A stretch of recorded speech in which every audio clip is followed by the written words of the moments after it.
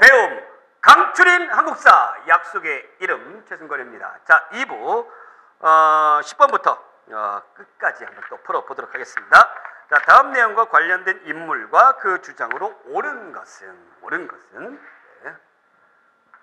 또 오래간만에 또 이제 옳은 것은 그 문제가 나왔죠.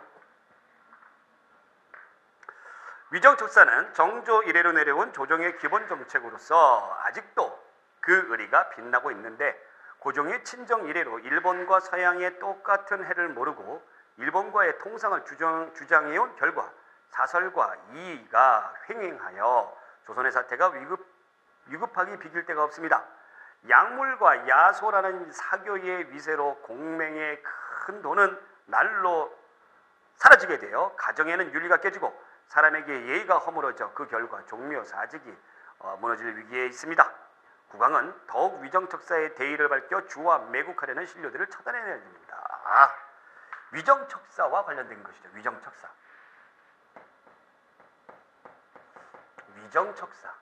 네, 위정척사라는 말이 뭔 뜻일까요? 위정척사. 자, 바른 것은 지키고 사악한 것은 배척한다는 얘기죠. 그럼 바른 것은 뭐예요? 바른 것은 조선 거, 우리 거, 그 다음에 중국 거예요. 그 다음에 사악한 것은 어디 거예요? 사악한 것은 서양 거, 일본 거예요. 그러면 이런 위정척사 운동이 언제부터 생겨났느냐라는 거죠. 우리가 1876년도에 강화도 조약, 즉 개항 이후부터 생겨나기 시작했어요.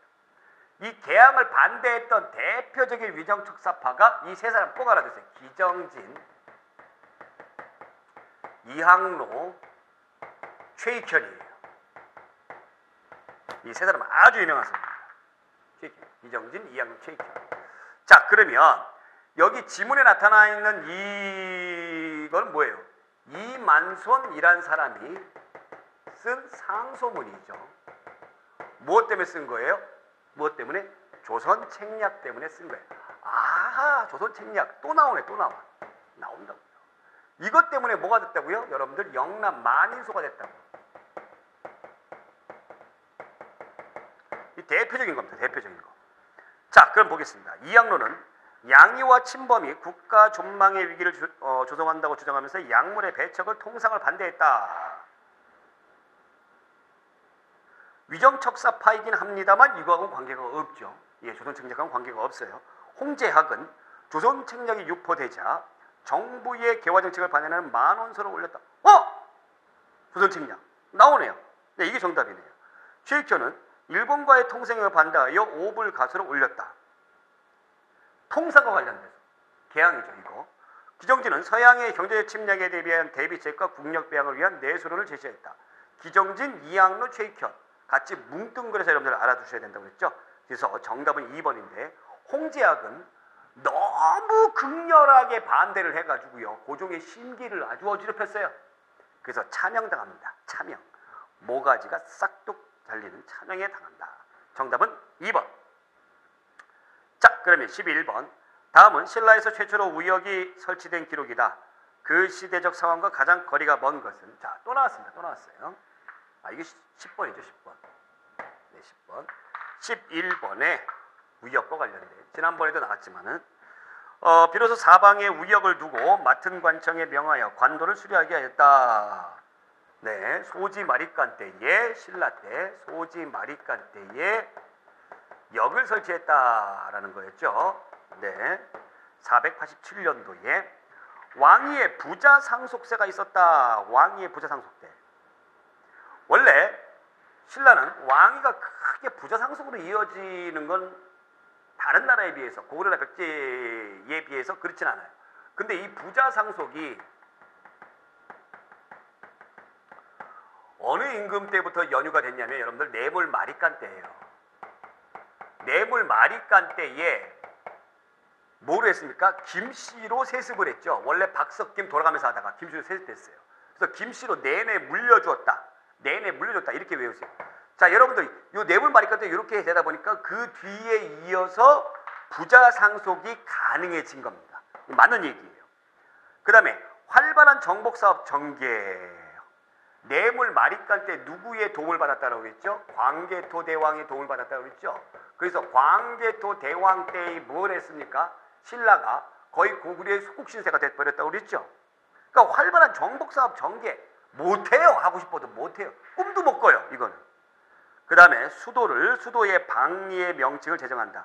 행정구역 정비한다. 수도에 시장 설치한다. 맞는 얘기고, 그래서 정답은 2번. 그러니까 여러분들 이런 문제 같은 경우는 소지 마리간이라는 그런 임금이 아주 흔하게 우리 역사에 등장하는 임금이 아니에요.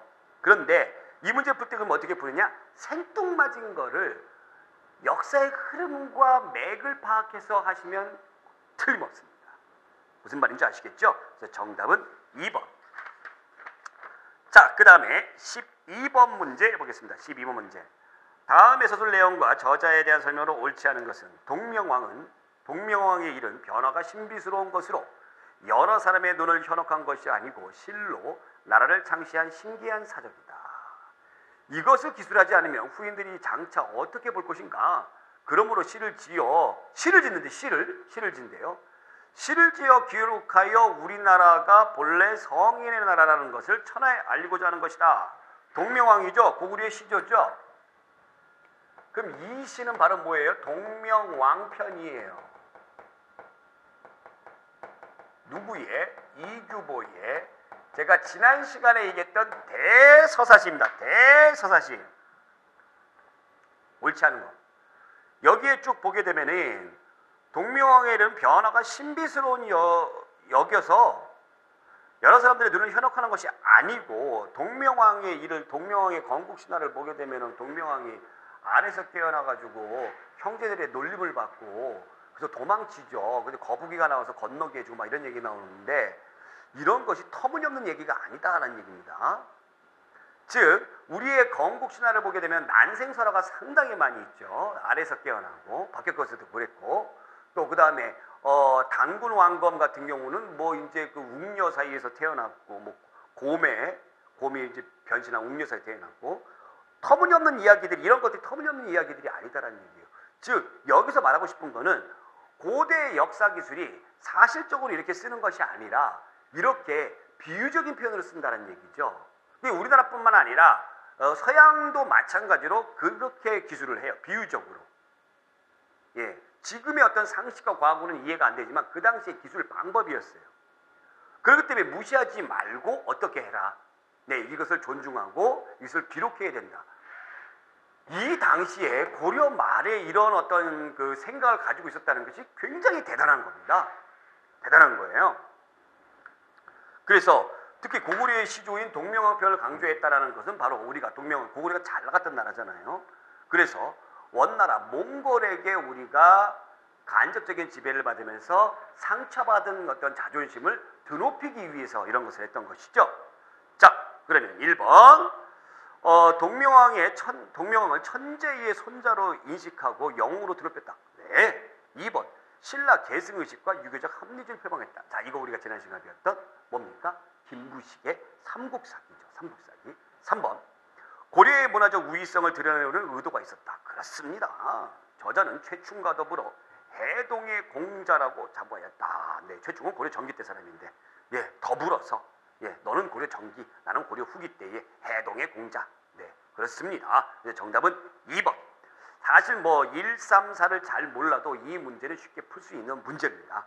네, 13번. 한국의 독립과 관련된 회담 내용으로 옳지 않은 것은 자, 한국의 독립과 관련된 회담 내용으로 옳지 않은 것. 13번 문제. 모스크바 삼상회의에서 임시정부의 수립과 신탁통치안을 결의했다. 자, 모스크바 삼상회의 1945년 12월에 모스크바에서 소련의 수도인 모스크바에서 미국, 영국, 중국 빼고 소련 이렇게 3명의 외무부 장관들이 모여서 한국 문제를 논의했어요. 한국 문제를 논의했는데 여기서 결정한 사항이 바로 뭐냐? 4개국이 5년간 신탁 통치를 할 것을 결정을 했어요. 그 다음에 한국에 정부를 세워야 되니까 정부를 세우기, 임시 정부 수립을 세우기 위해서 누가 모여서 회담을 해라? 미국하고 소련하고 너네들이 늘 붙어 있으니까 니네들이 모여서 결정을 지어라. 미소 공동위원회를 세울 것을 결정을 여기에서 떡하니 해버렸다라는 얘기죠. 이거 딱 하고 나서 우리나라가 난리가 났던 거죠. 시다 통치 반대. 네. 그러면 이거 맞는 얘기고, 자 2번 카이로 회담에서 미영 중순애들의 적당한 절차를 거쳐 한국을 독립시킬 것을 처음으로 결의했다. 카이로 회담 1943년도에 이집트의 수도 카이로에서 미국의 루즈벨트, 영국의 처칠, 중국의 장제스가 모여서 한국을 독립시켜야 된다라고 이야기했어요. 누구의 입김이 작용했을까요? 바로 중국의 장제스의 입김이 작용했습니다.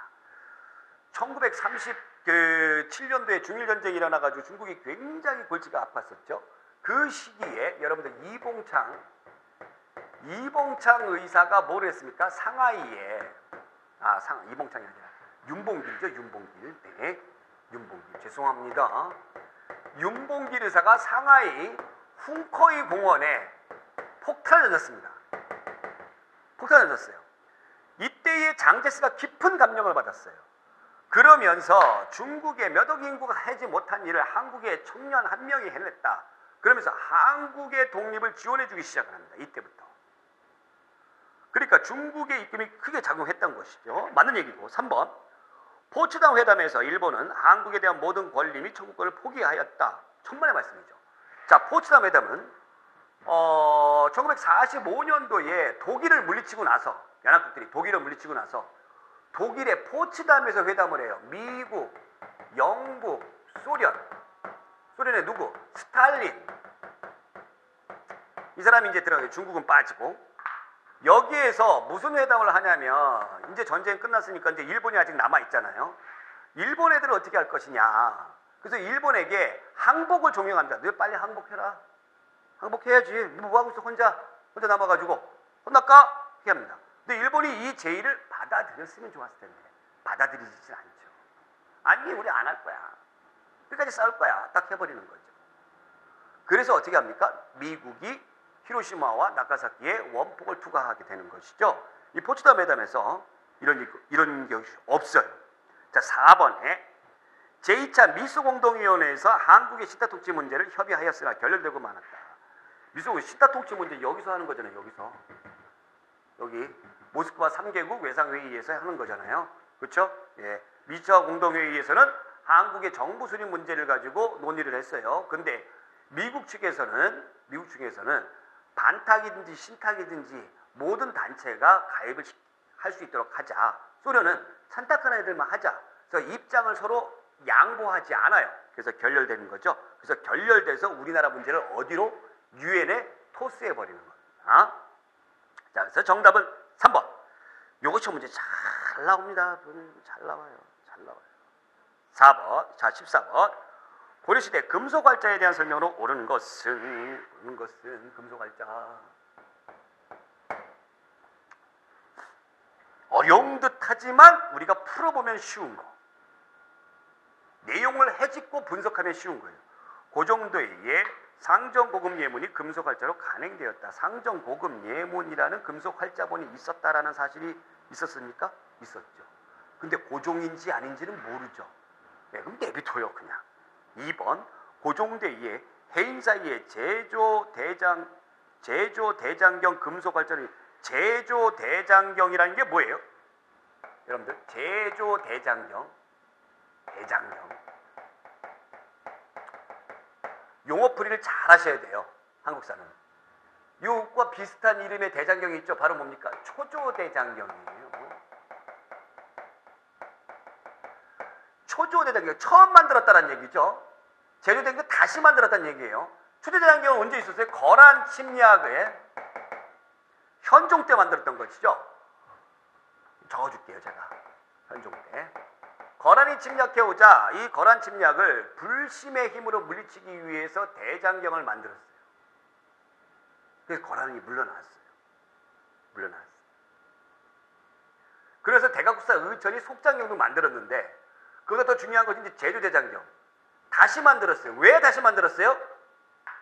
이것이 몽골의 침략으로 불타 없어져 버렸기 때문에 고려인들이 큰 충격에 빠진 거죠. 그래서 당시 집권하고 있던 최우가 강화도에서 어떻게 합니까? 다시 대장경을 만들자 해가지고 이 제주대장경 이른바 팔만대장경이라고 불리우는 것이죠. 이해가 되시죠? 금속알자예요? 아니에요. 목판 인쇄물이죠. 금속알자분은 여러분들 두 가지만 기억하시면 돼요. 뭐만? 여기 상정고금 예문하고 그 다음에 직지심체 요절. 전해지는 건 직지심체 요절이죠. 자, 그 다음에 인종대에 만들어진 금속알자가 전해지고 있다. 인종대. 인종하면 여러분들이 생각나는 게 인종하면 생각나는 게 무신정변 생각나는데 이때 금속알자는 고려 후기 때에 나오는 건데 아니죠. 현존하는 최고의 금속알자본의 저자는 나홍화상이다. 나홍화상 누군지 모르죠. 나홍화상입니다. 현존하는 최고의 금속알자본은 바로 직지심체 유절이라고 불렀어요.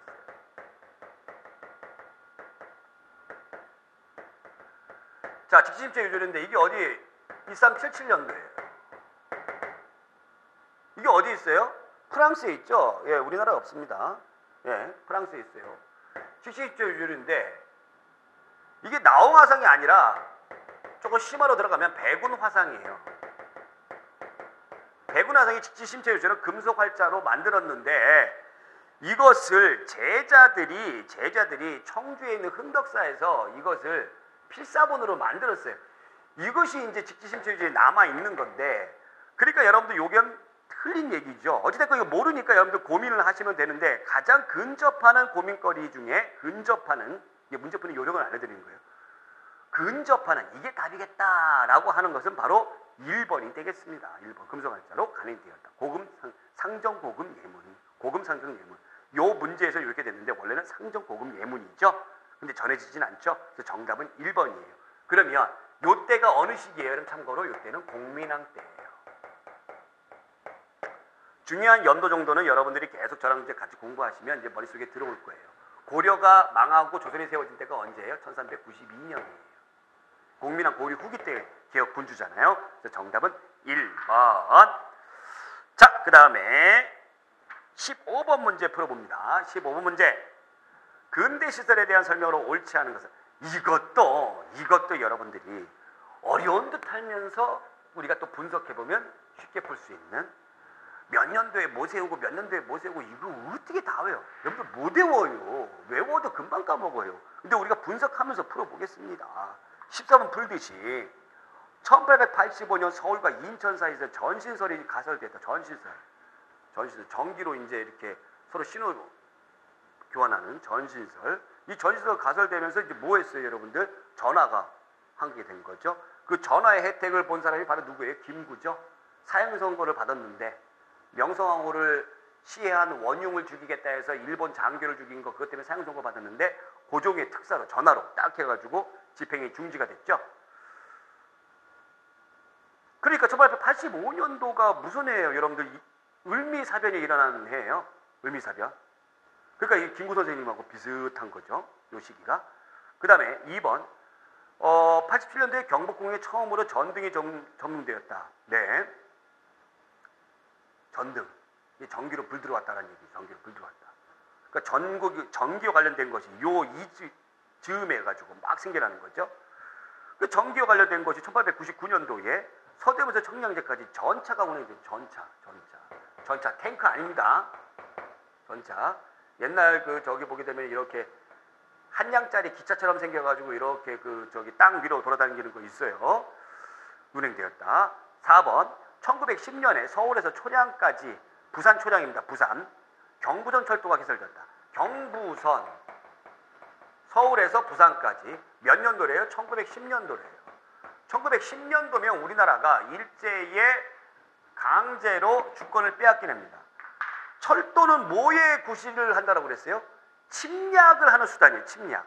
그러면 일제가 우리나라 침략을 하기 위해서 경인선, 경부선 이런 것들을 만드는데 언제 만들었겠어요? 전쟁하기 전에 만들었겠어요. 그럼 전쟁하기 전이 언제예요? 우리가 제일 큰 전쟁이 러일 전쟁이죠. 러일 전쟁이 언제예요? 1904년부터 1905년이에요.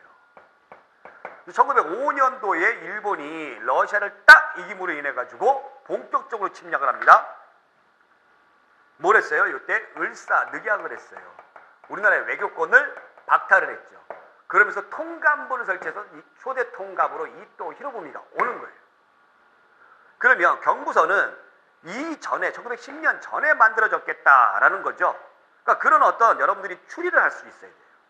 1901년에 가설을 해서 1904년도에 완공을 봅니다. 경부선. 그러면 경인선은 그 전에 있겠죠. 그 전에. 그죠? 경인선은 뭐 짧으니까. 서울에서 인천까지니까. 그렇죠? 그래서 정답은 4번.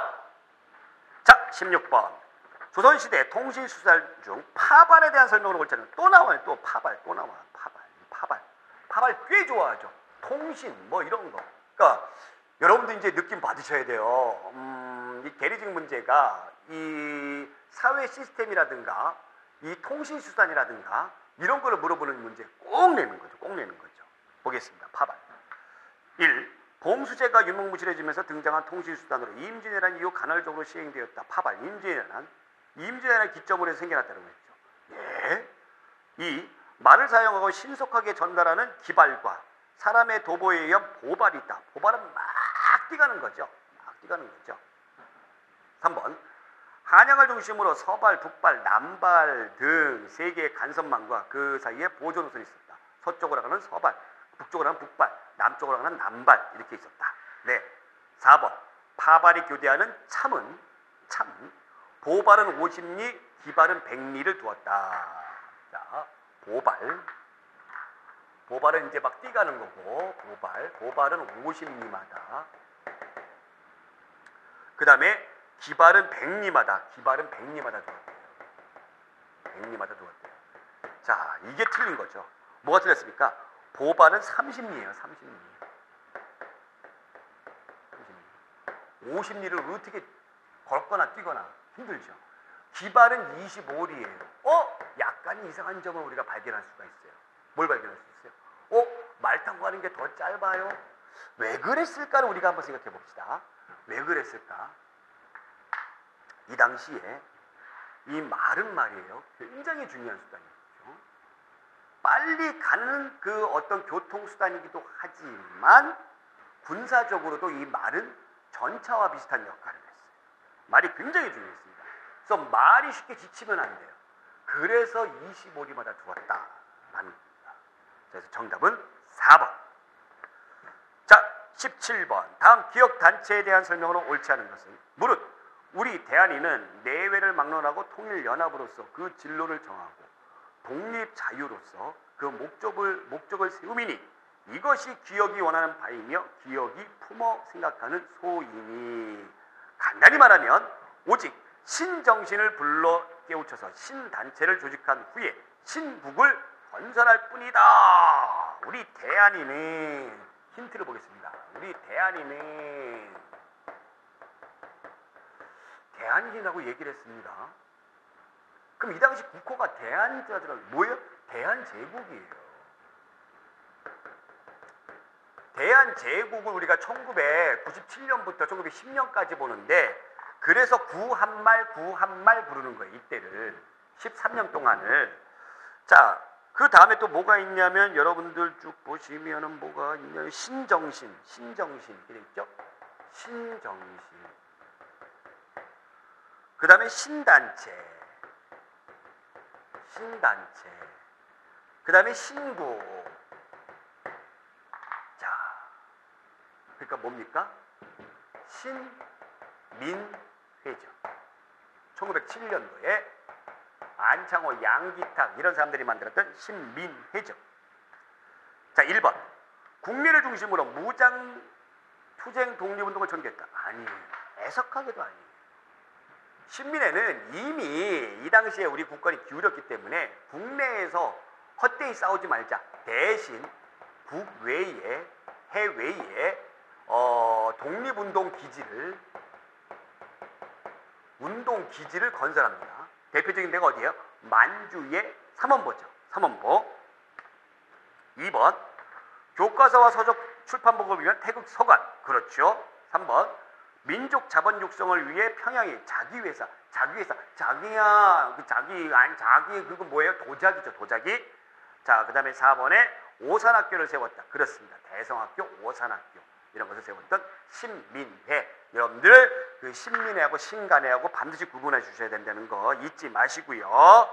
자, 18번 문제. 다음에 비추친 내용과 가장 가까운 역사의식을 지닌 책은 이것도 한번 보겠습니다. 부여씨와 고씨가 망한 다음에 김씨의 신라가 남에 있고 대씨의 발해가 북에 있으니 어느 나라인지 아시죠? 이것이 남북국이다. 여기에는 마땅히 남북국의 역사가 있어야 되는, 밑줄국이 남북국이겠죠. 고려가 편찬하지 않은 예, 여기 있네요. 고려가 편찬하지, 여기군요. 잘못된 것이다. 네. 고려시대 때에 이 나라를 편찬을 안 했대요. 그럼 이 나라는 바로 뭡니까? 발해죠. 그래서 통일신라 시대 이렇게 얘기하지 말고 무슨 시대? 남북국 시대다. 이렇게 얘기를 해야 된다라는 거죠. 이런 용어의 정리 자체가 굉장히 중요합니다. 그러니까 남쪽에는 신라가 있고 북쪽에는 발해가 있다. 이렇게 남북국 시대다라고 정의를 했기 때문에 발해가 우리의 역사에 들어오는 거지. 만약에 그냥 발해, 생뚱맞게 발해, 땡 그러면은 중국 애들이 발해는 진해 역사야. 동북공정에서 진해 역사야 해도 우리 할 말이 없어요. 우리가 꺼내놓을 근거가 없어요. 그러니까 이러한 어떤 사관을 갖고 있다는 것이 굉장히 중요한 겁니다. 네. 그러면 문제가 뭐라고요? 역사의식을 지닌 책. 좀 더 진취적이고 자주적이고 그런 책들 얘기하는 거죠. 자, 동국통감 나옵니다. 동국통감. 이거 어려운 문제예요. 이런 문제. 18번에서 많이 힘들었을 거예요. 2010년도에. 동국통감은 서거정이 지은 역사책입니다. 서거정이 지은 성종 때. 근데 이게 굉장히 사대적이에요. 중국을 우리가 모셔야 된다라는 생각을 가지고 있어요. 동국사략은 태종 때에 권근이 지은 거예요. 동국사략, 권근이. 이것도 역시 사대적이에요. 이게 누구라고요? 성종. 이건 누구라고요? 태종. 좀 이따 설명을 해드릴게요. 그 다음에 4번에 신증국 동국여지승남은 중종 때 지은 거라고 그랬죠? 이건 지리서입니다. 지리서예요. 그러니까 지리서니까 역사하고 관계없으니까 얘는 논외를 두고 4번에 대동지지, 지지니까 뭐예요? 지리서죠. 자, 지리서인데 대동지지를 지리서인데 이게 누가 했습니까? 대동여지도인데 김종호가 지은 조선 후기 때에 국학자죠. 자, 그러면 우리가 대동지지는 어떤 거냐면은 이것을 그냥 그동안의 어떤 지명이라든가 이런 것들을 그냥 앞에 나열한 것들을 정리한 지리서가 아니라 왜 지명이 이렇게 됐고 우리의 어떤 고유의 풍습이라든가 이런 것이 어떻게 반영이 돼 있고 이런 것들을 한 종합지리서예요. 역사지리서예요. 우리의 입장에서 우리의 지리를 우리의 어떤 그 고유 명칭을 다시 재해석을 하기 위해서 나온 거예요. 그러니까 우리의 어떤 문화적 자부심이 여기 들어가 있는 거죠. 그래서 정답이 3번이 되는 겁니다. 자, 조선 초기 때에 역사서가 많이 나오는데 특히 태조 때에 나오는 역사서들 같은 경우에는 태조하고 누구가 있기 때문에 정도전하고 있기 때문에 정도전이 어딜 치려고 그랬어요? 명나라 치려고 그랬어요. 그래서 요동정벌계획을 가지고 있었죠.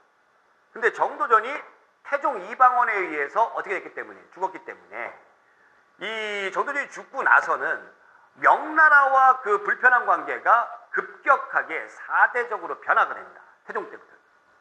그래서 요때 나온 역사서들은 좀 진취적인 그런 부분들이 담겨져 있어요. 또 앞에 있는 고려의 역사를 까는 내용들이 많이 있어요. 왜? 조선이란 나라가 세워진 당위성을 알려주기 위해서 그랬는데 태종이나 성종 때에 들어가게 되면은 어느 정도 중국하고 이렇게 각세우고 이런 거 싫어하거든요. 그래서 사대적인 내용으로 많이 턴을 하게 된다는 얘기죠. 그래서 16세기의 살인들 같은 경우에는 우리의 역사를 뭘로? 중국과 깊은 관련이 있는 것으로 많이 하려고 노력을 했어요. 그래서 단군조선보다는 기자조선, 기자라는 중국 사람이거든요. 이 기자가 세워가지고 우리나라를 건립했다. 고로 우리는 곧 무엇이다? 중국 사람이다. 그래서 중국 사람이다라는 그런 기자조선과 관련된 사관이 조선 후기 들어가게 되면서 더욱더 깊어지게 되는 거예요. 또 청나라에 의해서 정묘호란, 병자호란이 있으면서 우리의 어떤 자존심이 굉장히 짓밟혔죠. 오랑캐한테 우리가 그냥 KUP 참패당했다. 짓밟혔죠. 그런 어떤 자존심이 뭉개진 자존심을 반대급부적으로 그래 우리가 너희들보다 싸움 못하지만 문화적으로 우리가 훨씬 더 나아. 그러면서 겉으로는 청나라한테 굽신굽신거리면서 속으로는 오랑캐 이렇게 했던 것이죠. 깔보고. 이런 것들이 조선 후기 때의 살인들의 모습들이었어요. 그러면서 우리가 중국이야 했던 거예요. 소중화의식. 이것을 18세기 들어오게 되면서 본격적으로 어떻게 됩니까? 우리 중국인 아닌데 왜 자꾸 중국이라고 불러? 실학을 연구했던 사람들의 중심으로 의해 가지고 우리는 중국이 아니야. 우리는 우리야. 그래서 우리가 중국의 심기를 건드리면 안 되겠다 해가지고 피해갔던 부분들을 끌어당긴 거예요. 그래서 단군, 그렇죠? 뭐 유득공의 발해공 같은 경우를 보게 되면은 뭐 단군이라든가 발해라든가 또 고구려라든가 이런 역사를 부각을 시켜온 겁니다. 잘 알아두시기 바래요. 그래서 정답은 네 3번, 3번이 정답이 되겠습니다. 자 이렇게 해서 네, 뭐 보기의 지문 같은 게 부여시, 고시, 부여시가 이제 부여고 고시가 이제 고구려인데 여기 관련된 건 유득공의 발해고에 관련 발췌해가지고 나온 그 지문이죠. 자 이렇게 해서 우리가 2010년도 우정국 계리직 문제까지 풀어봤고요. 다음 시간에 2008년도까지 거슬러 올라가도록 하겠습니다. 기운 내시기 바랍니다. 나도 기운 팍팍 내가지고 여러분들을 안전한 그곳에 무슨 곳? 합격이라는 그곳에 제가 반드시 모셔다 드리겠습니다. 오늘 여기까지.